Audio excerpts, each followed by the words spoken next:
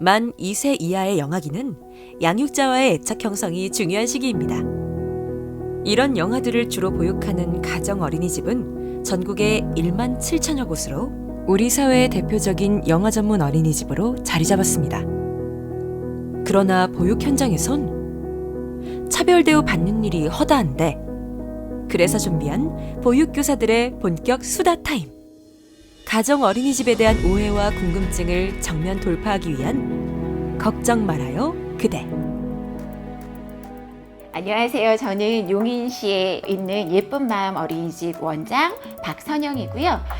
지금 이 보육 쪽으로 유아교육부터 시작한 거는 한 20년 차 되고 있습니다. 안녕하세요. 저는 송파구 동그라미 어린이집 원장 김민정입니다. 저는 보육 경력 13년 차 원장입니다. 네. 안녕하세요. 저는 경기도 시흥시에 있는 시흥소정 어린이집 교사 최윤이라고 하고요. 총 경력은 17년 차 정도 되는데요. 가정 어린이집에서 근무한 지는 11년 차 들어가고 있어요.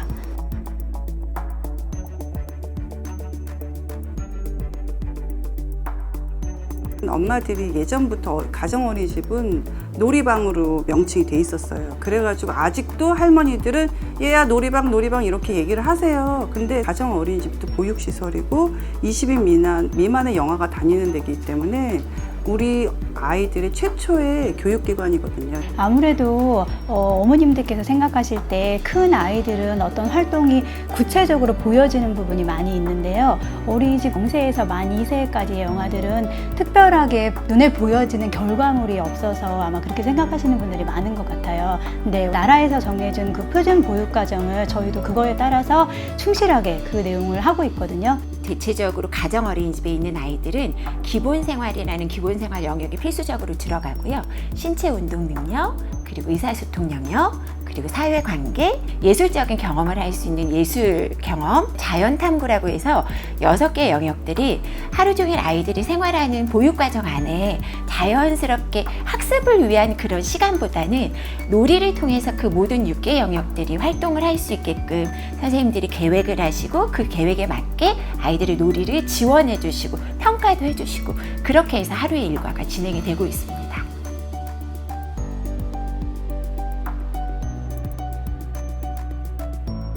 요즘은 그 맞벌이 가정들도 많고 여성이 사회 진출하는 기회들도 늘고 있다 보니까 국가가 정말 아이들을 키워야 되는 사회가 벌써 왔잖아요.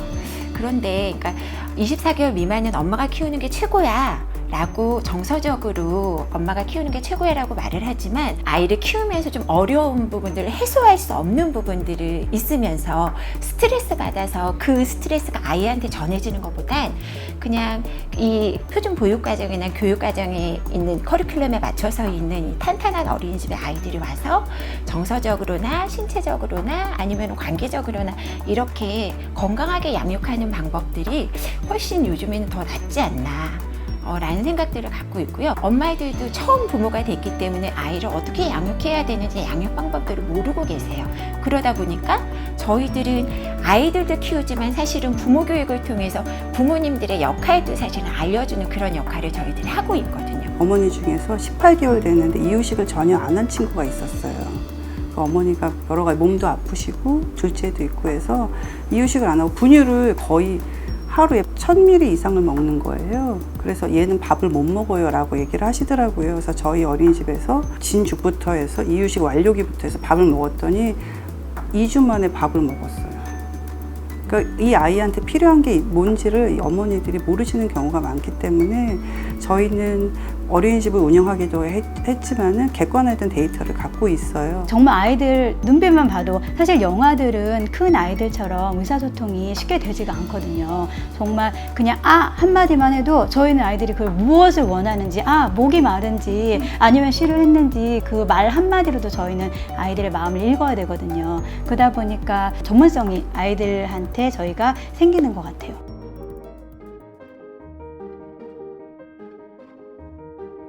큰 아이들도 새로운 공간에 가면 낯설음을 느끼게 되잖아요. 근데 나이가 어린 영아일수록 그 낯설음을 더 많이 느끼게 되거든요. 그런데 가정어린이집은 같은 단지 내에 있는 영아가 온다면 그 영아는 집과 같은 구조이기 때문에 훨씬 더 금방 적응하고 안정감을 느끼겠죠. 만약에 그 아파트 단지 내가 아니더라도 들어오는 순간 가정만이 갖고 있는 안정감이 있잖아요. 포근한 그런 느낌 때문에 훨씬 아이들이 적응을 빨리 하고 생활할 수 있게 되는 것 같아요. 안정적으로. 출근하시는 부모님들이 많다 보니까 아침에 출근 준비하시기도 바쁘시잖아요.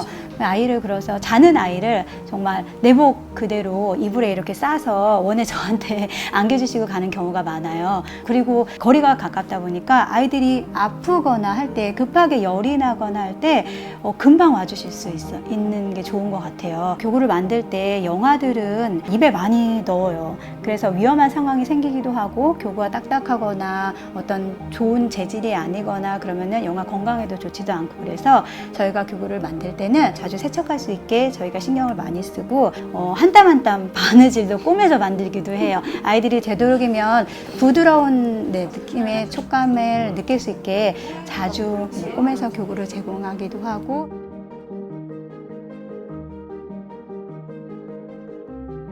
사실은 힘 빠지죠. 그쵸, 선생님? 그러니까 그런 곳은 사실 일부 극히 정말 아주 소수인데, 그냥 매스컴에 한번 떠들게 되면 모든 어린이집이 그런 어린이집이 되는 것 마냥 그렇게 이슈화되는 현실이 사실은 되게 속상하고요.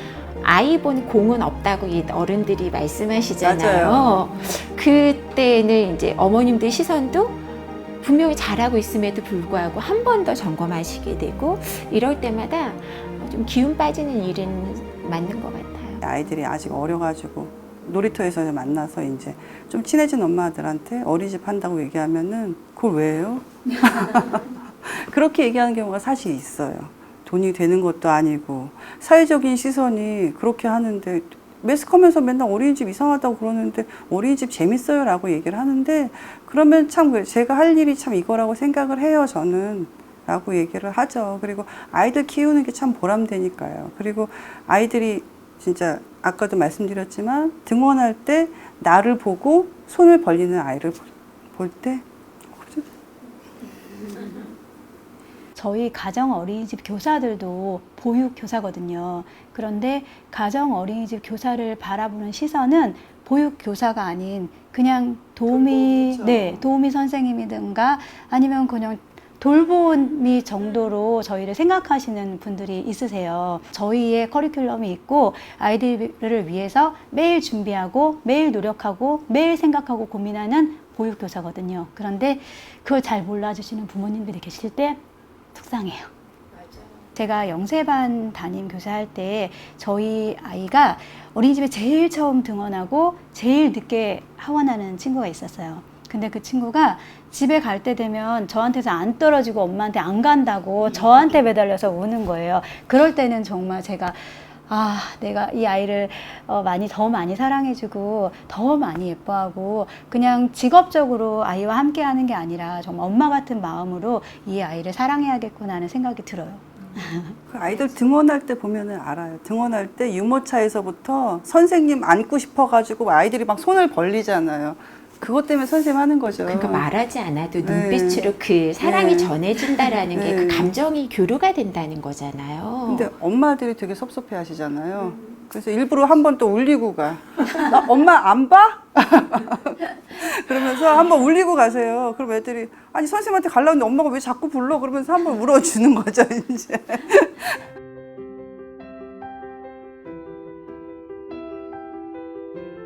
아이들이 저희 원에 다닐 때는 아직 의사소통을 잘 못하는 경우가 있어요. 그때는 사실 아이들이 나를 사랑하는구나 라는 마음을 아이들이 안아주고 저를 보며 달려오는 것만으로도 알 수는 있지만 이 아이들이 졸업을 하고서도 저희 원에 찾아와서 이렇게 스승의 날이나 크리스마스 때 저한테 편지를 써서 저한테 보내준 거고요. 선생님을 만나 첫 사회생활을 시작한 우리 지우와 저희 가족은 정말 행운하지요. 늘 기억하고 지우도 선생님처럼 인성이 따뜻한 아이가 될 수 있도록 가르치겠습니다. 너무나 깊이 감사드려요. 사랑합니다. 이렇게 저한테 보내주셨어요. 가슴이 찡하네요, 진짜.